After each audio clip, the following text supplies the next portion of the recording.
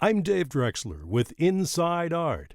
Art of Elan is about to embark on its 17th season of unique classical and contemporary musical journeys presented in a variety of inclusive musical settings.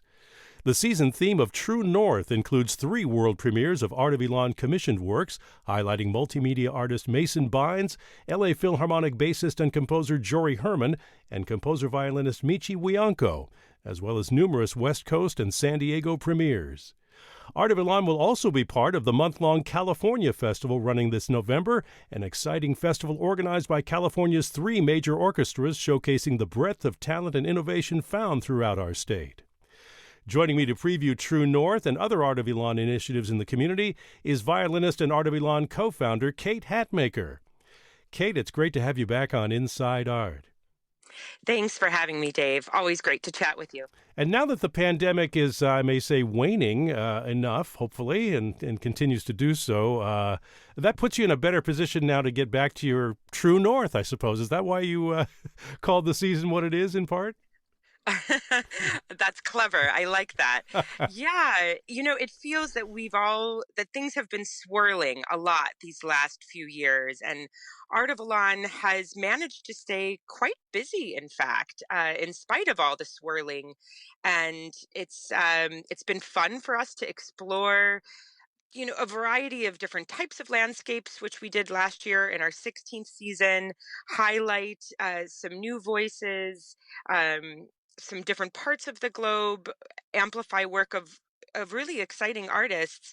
And I think when we thought about this season, we sort of collectively took an exhale and said, let's just kind of go back to what we feel is it can be an orienting point in this in this chaos that we've all been experiencing, and let's go back to what feels good in terms of partnerships, and just try to find things that ground us in the midst of what can feel sometimes pretty chaotic. So it was more just sort of a team effort to go forward with a lot more intention. And I think you'll see that both in the partnerships and in some of the programming this year. Well, that's really exciting. There's so many different things that Art of Elan is part of. Musically speaking, though, the California Festival is also worth noting. How are you involved specifically, or how is Art of Elan involved in the California Festival? It's funny. We are actually going to be involved with 4 different programs in that 2-week period, which may sound a little crazy, but they're all going to be very different kinds of programs in partnership with different collaborators. The first on November 5th is part of the San Diego Symphony's Community Day. That is a free day-long event at the Rady Shell where the San Diego Symphony will be featured, I believe the San Diego Master Chorale, the San Diego Youth Symphony, and then Art of Elan closes the afternoon of events with a 1 hour long program on stage at the Shell that features a whole bunch of colorful music from all around the world, and a wide variety of San Diego Symphony musicians who we're happy to put a spotlight on for that moment. And is that the In the Here and Now program on November 5th you're speaking of? That's exactly right. Our portion begins at 4:30. Again, it is a free event. It will be the end of a really extraordinary day of free music here at the Shell. And we actually just recently added a world premiere to our lineup by Korean American composer Nare Sol. That just got added in the last few days. It's a piece called Crossroads for solo piano. So it'll be fun to even have a premiere in the midst of the celebration that day. Also part of the California Festival on the 15th of November will be a program called Downtown Sounds that you're involved with. And this is at the Loose Loft.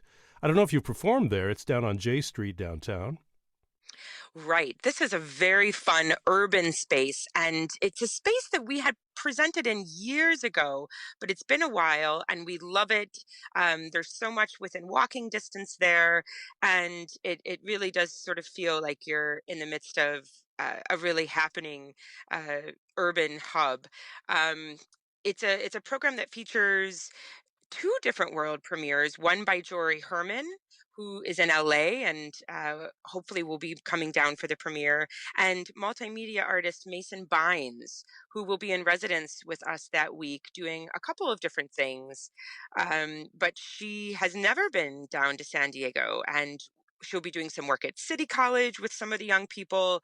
And then we'll be featuring her new work at this Downtown Sounds program that is also going to feature Steph Richards and her husband, Andrew Munsey, and a wide variety of other sort of surprise guest artists that they've arranged. So those tickets I know are already on sale, and it's a very affordable price point. So we expect that to be a capacity audience that night. And any other California Festival concerts that you'd like to share with us? Sure, thank you. It is a busy 2 week span for us.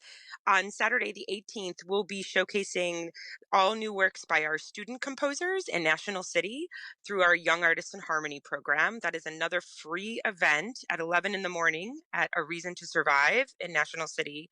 And then we'll be going up north to Encinitas, to the Institute for Contemporary Art later that afternoon, where we'll be working with their resident artist, Danielle Dean, and again with composer Mason Bynes to workshop a brand new film score in front of a live audience.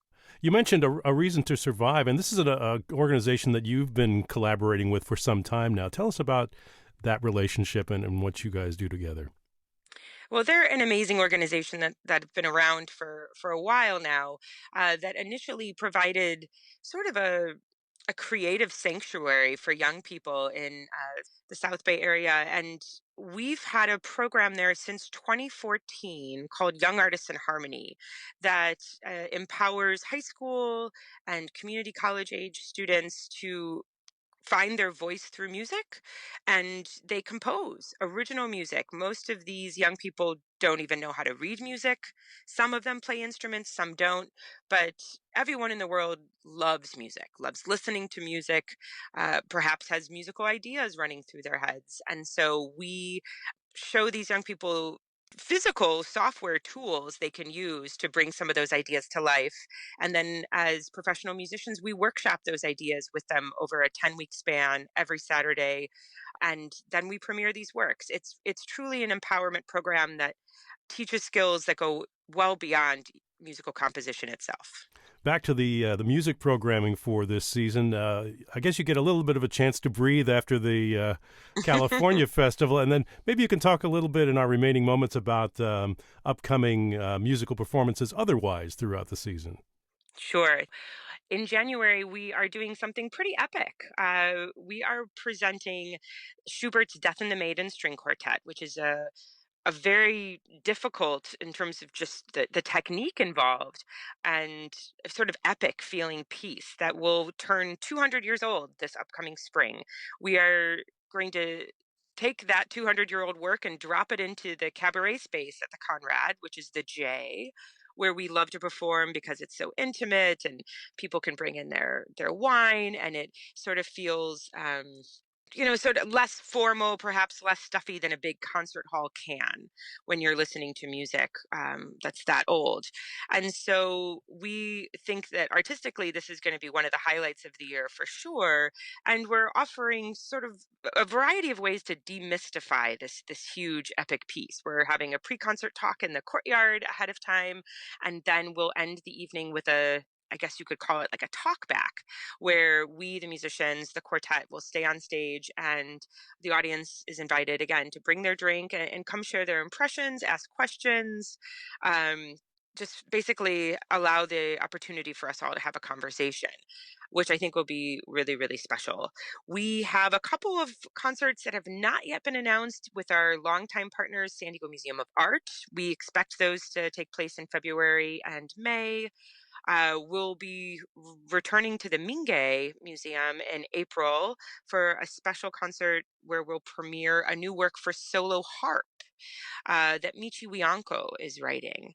And we'll have a variety of other exciting, colorful pieces on that program.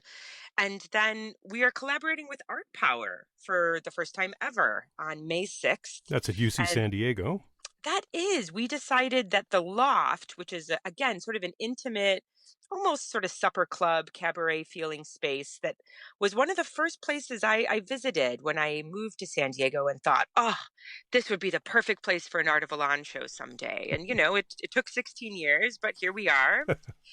And it's going to be an evening that features the Jack Quartet, and they are incredibly innovative. We've never collaborated with them either. They are coming to San Diego to do a program that combines modern music, as they call it, with medieval music. So very, very ancient music. And it's an evening that's going to create these bridges between different worlds and different soundscapes. And I think it should be magical, especially in that more intimate setting of the loft. And that will be on May 6th with the Jack Quartet at UC San Diego's Loft. In the meantime, though, you're actually going to begin at the Mingay Museum on October 19th. Tell us about that upcoming concert this week.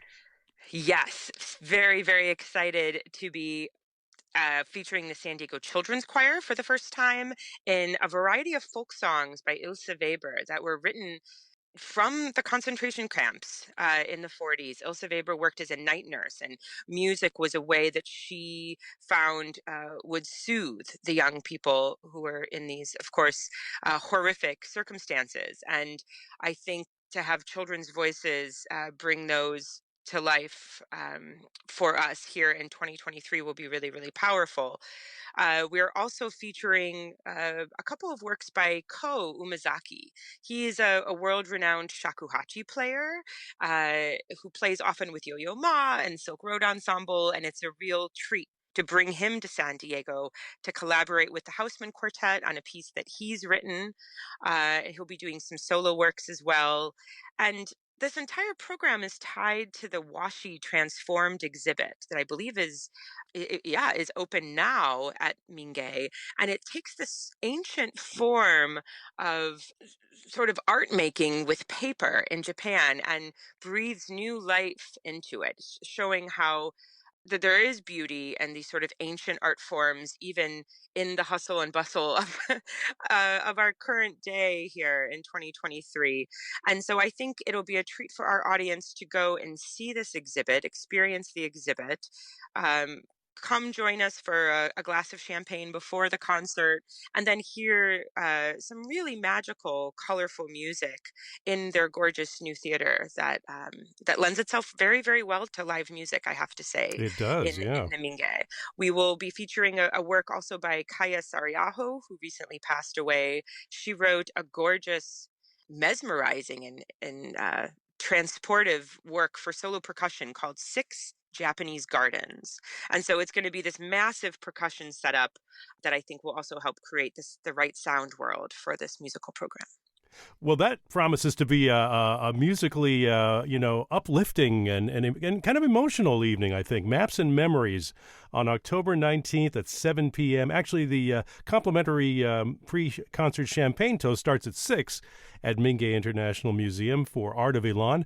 Kate, where can people get more information and tickets to all these events? There should be links on our website to all of these events. So I would encourage people to check us out there. It's artofelan.org. And certainly social media and some of our partnering institutions would be another place to dig in more if people are interested. Kate Hatmaker, the co-founder and violinist for Art of Elan, celebrating its 17th season this year. And thank you so much for joining us and previewing it on Inside Art. Always a pleasure. Thank you, Dave. Art of Elan opens its 2023-24 season with Maps and Memories, Thursday, October 19th at 7 p.m. at Mingay International Museum in Balboa Park. You can purchase tickets and learn more about the entire season at artofelan.org. Inside Art is made possible with support from the members of Jazz 88.3. Replays and extended versions of every Inside Art broadcast are available online at jazz88.org/Inside Art. Again, my thanks to Kate Hatmaker, Derek Cartwright, and Alexis Miller. For Jazz 88.3, I'm Dave Drexler. Join me again on air and online for another edition of Inside Art.